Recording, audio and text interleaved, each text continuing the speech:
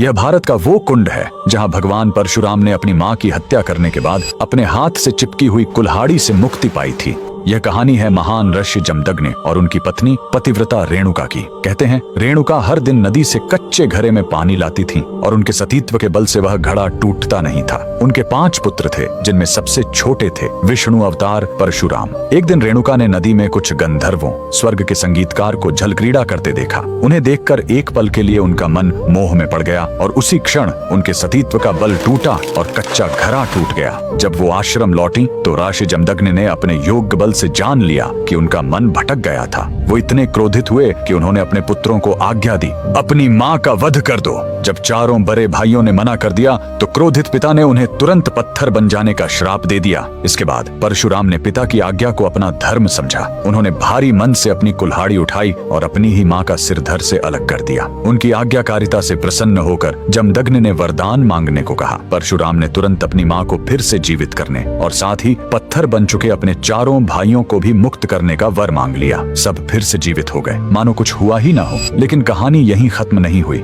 मातृ हत्या का पाप उस कुल्हाड़ी पर एक दाग की तरह चिपक गया और वो उनके हाथ से अलग ही नहीं हो रही थी। उस पाप से मुक्ति पाने के लिए वह दर दर भटकते रहे, लेकिन कोई भी तीर्थ उस कुल्हाड़ी को छुड़ा नहीं सका। अंत में वह पहुंचे पूर्वी हिमालय की लोहित नदी के किनारे और जैसे ही उन्होंने इस कुंड के जल को छुआ, चमत्कार हुआ। कुल्हाड़ी अपने आप उनके हाथ से छूट गई। यही पवित्र स्थान आज अरुणाचल प्रदेश में परशुराम कुंड के नाम से जाना जाता है। आज भी हर साल मकर संक्रांति पर हजारों श्रद्धालु यहाँ इस विश्वास के साथ डुबकी लगाने आते हैं कि यह कुंड उनके सारे पापों को धो डालता है, ठीक वैसे ही जैसे इसने स्वयं भगवान परशुराम को पाप मुक्त किया था। भगवान परशुराम को दिल से मानने वाले सभी भक्त कमेंट्स में जय परशुराम जरूर लिखें।